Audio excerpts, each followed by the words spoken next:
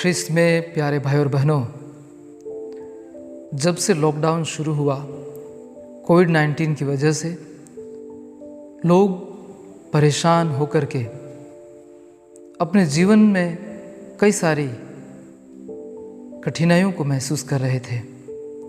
और ऐसे कई लोगों के मुंह से हमने सुना है कि हम थक चुके हैं, चाहे कॉलेज में पढ़ने वाले विद्यार्थी हो, स्कूल में पढ़ने वाले विद्यार्थी, टीचर्स, प्रोफेसर्स या फिर व्यापारी या कोई भी काम धंधा करने वाले लोग, उन सभी के मुंह से ये सुनने में आया कि हम थक चुके हैं, बस बहुत हुआ।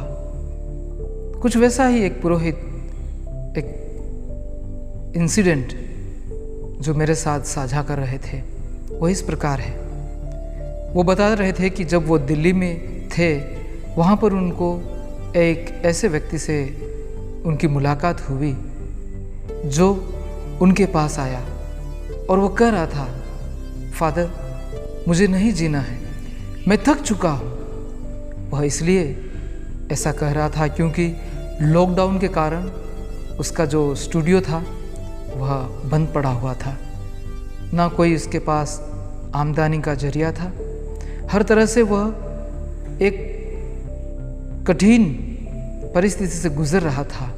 ऐसे हालातों में वह आत्महत्या करने की सोच रहा था और वह पुरोहित के पास जाता है और पुरोहित से अपने जीवन के इस कठिन परिस्थिति के बारे में वह बातचीत करता है। वह कहता है, फादर मैं थक चुका हूँ, मैं जीना नहीं चाहता। तब पुरोहित उसे कहते हैं, जाइए थोड़ा समय प्रभु के साथ बिताइए। इस तरह वह व्यक्ति थोड़े समय गिरजाघर में जाकर के बिताता है। कुछ समय बाद पुरोहित से वार्तालाप करने के बाद पुरोहित उसे समझाते हैं और सांत्वना देते हैं और वह नई आशा के साथ में, एक उम्मीद के साथ में आशावादी बन करके जाता है। हाँ प्यारे भाई और बहनों, आज के पहले पाठ में नबी एलियस मरुभूमि में एक दिन का रास्ता तय करके एक झाड़ी के नीचे बैठ जाते हैं। उस यात्रा के पहले उनके कहने पर बाल के 450 नबियों का वध किया गया था। इस घटना से उत्तेजित होकर रानी इज़ाबेल नबी एलियस को मार डालना चाहती थी। इसी कारण नबी होरेब पर्वत की ओर भाग रहा था। रास्ते में एक झाड़ी के नीचे बैठकर एलियस मौत के लिए प्रार्थना करने लगता है। वह कहता है, हे प्रभु बहुत हुआ, मुझे उठा ले। और वह सो जाता है, परंतु ईश्वर स्वर्गदूत को भेजता है और वह उसे यह कह करके खिलाता और पिलाता है। वह कहता है, उठिए खाइए, नहीं तो रास्ता आपके लिए अधिक लंबा हो जाएगा। और इस तरह से हम पाठ में देखते हैं कि वह भोजन करने के बाद 40 दिन और 40 रात चलकर ईश्वर के पर्वत होरेब पर पहुंचता है। प्रभु यीशु का घोषणा पत्र हमें याद आता है। संत लूकस का सुसमाचार अध्याय 4 पद संख्या 18 और 20 में हम पढ़ते हैं, प्रभु का आत्मा मुझ पर छाया रहता है, क्योंकि उसने मेरा अभिषेक किया है। उसने मुझे भेजा है जिससे मैं दरिद्रों को सुसमाचार सुनाऊं, बंदियों को मुक्ति और अंधों को दृष्टिदान का संदेश दूं, दलितों को स्वतंत्र करूं और प्रभु के अनुग्रह का वर्ष घोषित करूं। हाँ प्यारे भाई और बहनों, प्रभु यीशु इसी उद्देश्य के साथ में आए थे। दरिद्रों को, बंदियों को, अंधों को, दलितों को एक नई दिशा, एक आशा देने के लिए, उनकी हर तरह से उनको स्वतंत्रता, मुक्ति देने के लिए आए थे। आज माता कलीसिया राष्ट्रीय युवा रविवार और आदिवासी रविवार मनाती है। इन दो विषयों को लेकर के माता कलीसिया हम सभी को उनके लिए प्रार्थना करने और उनके लिए अपने जीवन को समर्पित करने के लिए आह्वान करती है। जब हम आज राष्ट्रीय युवा रविवार मनाते हैं तो हमारा ध्यान जो युवाओं के लिए पूरे विश्व भर में विभिन्न तरह के कार्यक्रम चलाए जाते हैं उनकी ओर जाता है। पूरा विश्व युवाओं को एक विशेष महत्व देता है।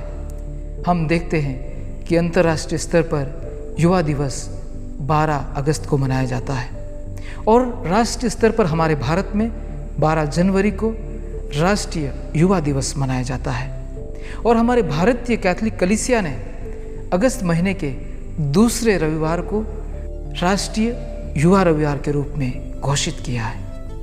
और इसीलिए क्योंकि युवा अवस्था में युवा जो कि हर तरह की क्षमता, प्रतिभा, ऊर्जा, शक्ति और रचनात्मक विचारधारा से भरा है, उसको सही दिशा देने के लिए हम सभी परिवार में, कलीसिया में, समाज में, संस्थाओं में एक महत्वपूर्ण भूमिका निभा सके।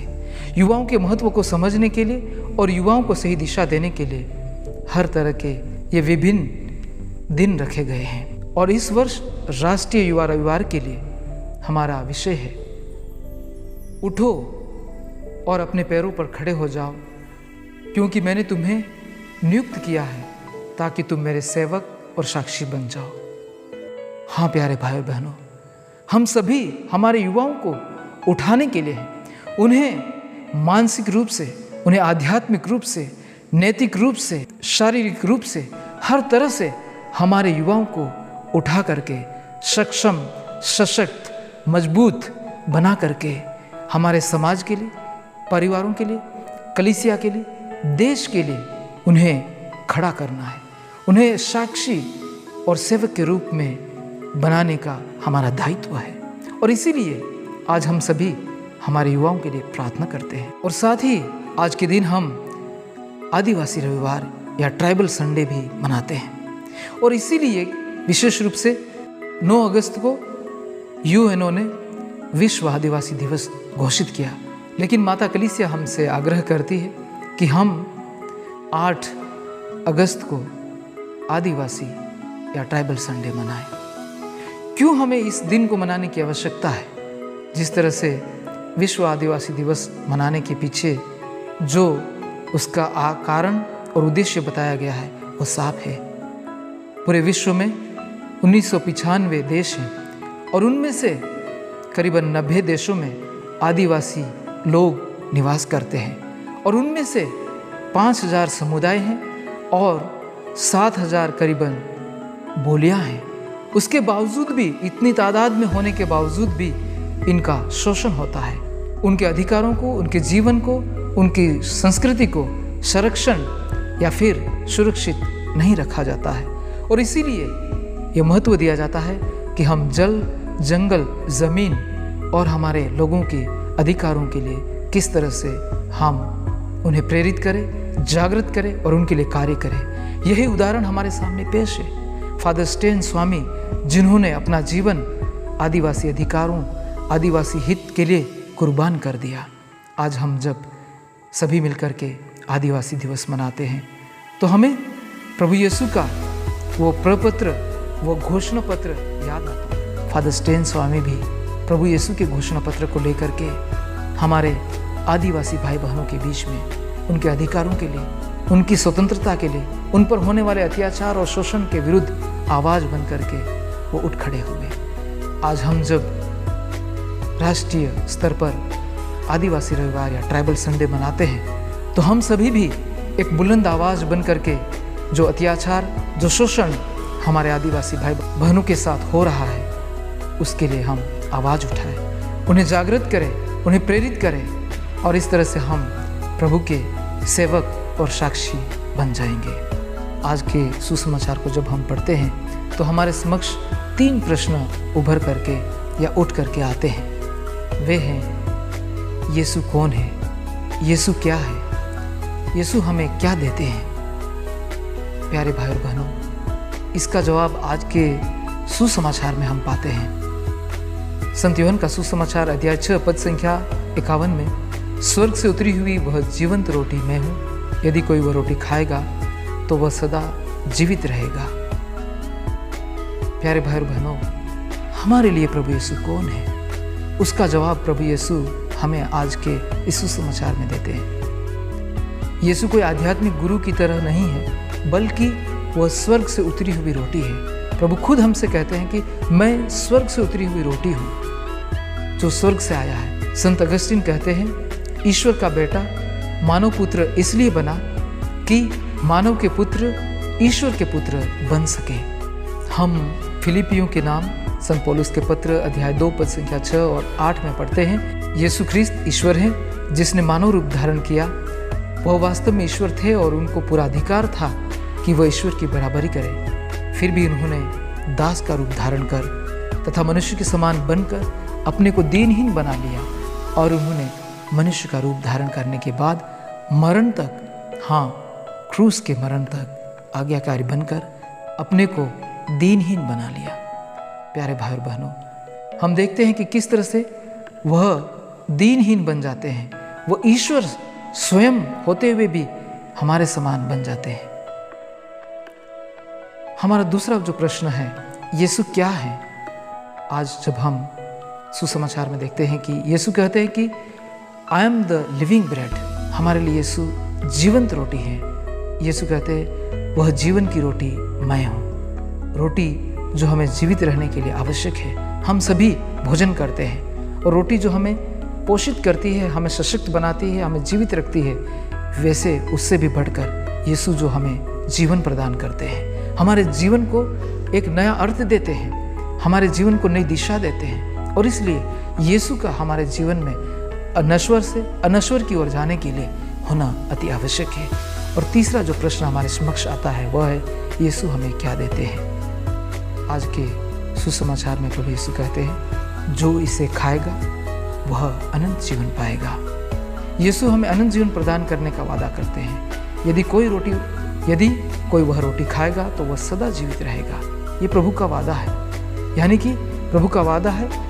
जैसे कि हम सुसमाचार में पढ़ते हैं संत यूहन्ना का अध्याय 8 पद संख्या 51 में, मैं तुम लोगों से कहता हूँ यदि कोई मेरी शिक्षा पर चलेगा तो वह कभी नहीं मरेगा। यानी कि प्रभु हमें अनंत जीवन देने का वादा करते हैं। मेरी भेड़ें मेरी आवाज़ पहचानती है, मैं उन्हें जानता हूँ और वे मेरा अनुसरण करती है, मैं उन्हें अनंत जीवन प्रदान करूँगा।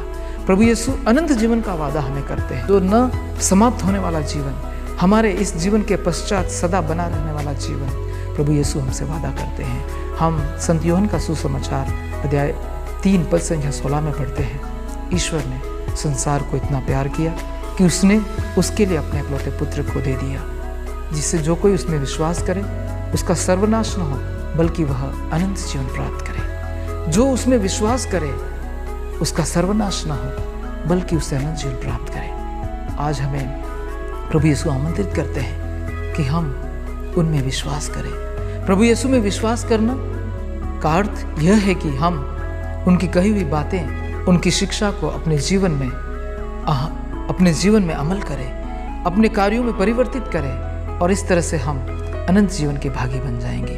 आइए हम जब पवित्र यूखरिस्ट में भाग लेते हैं, प्रभु यीशु हमें अनंत जीवन पाने के लिए पवित्र यूखरिस्ट के माध्यम से, पवित्र वचन के माध्यम से आह्वान करते हैं कि वही हमारे जीवन की हर तरह की थकावट को, हर तरह के कष्टों को, हर तरह की परेशानियों को दूर कर सकते हैं। आइए हम आज हमारे सभी युवाओं के लिए, हमारे सभी आदिवासी भाई बहनों के लिए प्रार्थना करें कि जो जीवन में कई तरह के विकट परिस्थितियों से गुजरते हैं, ऐसे हालातों में हताश निराश ना हो बल्कि जीवंत रोटी, जीवन वचन जो हमें अनंत जीवन प्रदान करता है, प्रभु यीशु स्वयं, उस पर भरोसा रख करके हमेशा आगे बढ़े। आइए हम प्रार्थना करें।